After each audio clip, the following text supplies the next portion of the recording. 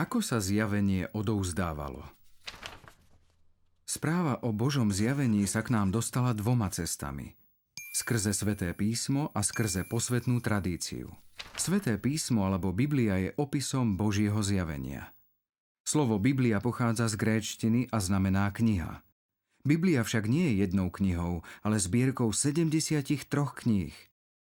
Ich texty napísali rôzni autori pod vedením Ducha Svätého, boli inšpirované Bohom. To však neznamená, že ich svetopisci písali ako nejaký diktát. Písali ich ako ľudia, zakorenení vo svojom prostredí, vo svojom jazyku a kultúre. Biblia je teda zbierkou 73 kníh. Prvých 46 patrí k Starému zákonu, zvyšných 27 k Novému zákonu. Starý zákon opisuje časy pred Ježišom, Abraháma, Izáka, Jakuba, Mojžiša, kráľov, prorokov a tak ďalej. Nový zákon opisuje Ježiša a jeho učeníkov. Texty Starého zákona pripravujú na príchod Ježiša. Nový zákon je celý o Ježišovi. Kresťanstvo však nie je náboženstvom knihy. Ježiš sám nenapísal knihu. Namiesto toho zhromaždil okolo seba ľudí a vytvoril živé spoločenstvo. Vďaka tejto komunite ľudí sa jeho zvesť dostala až na kraj sveta. Apoštoli nám evanílium zanechali v písomnej podobe z praktických dôvodov. Okrem toho sa nám zachovalo aj ich kázanie a učenie.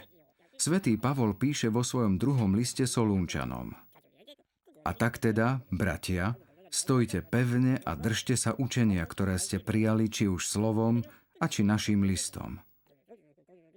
Takže okrem písaného slova, ktoré sa nachádza vo Svätom písme, poznáme aj ústnu tradíciu, vďaka ktorej sa kresťanské posolstvo zachovalo a zakorenilo v životoch kresťanských spoločenstiev. Nie všetko, čo sa v kostole hovorí a koná, je súčasťou tejto tradície. Napríklad procesie či jasličkové pobožnosti. Posvätná tradícia sa týka len toho, čo patrí k pravému dedičstvu viery. Napríklad teologická formulácia našej viery vo Svätú Trojicu, učenie o očistci či mariánske dogmy. Toto učenie je časťou toho, čo cirkevné spoločenstvo zdedilo po apoštoloch. V priebehu storočí niektoré z týchto učení mohli nadobudnúť aj detailnejšiu teologickú formuláciu, ale vo svojom jadre je to to, čo Svätá cirkev prijala od apoštolov a čomu hovoríme posvätná tradícia.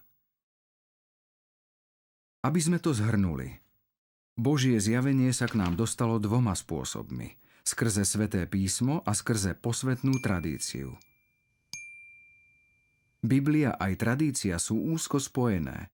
Obe sú vysvetľované v učení cirkvi a obe ich spoločenstvo veriacich uchováva a podáva ďalej.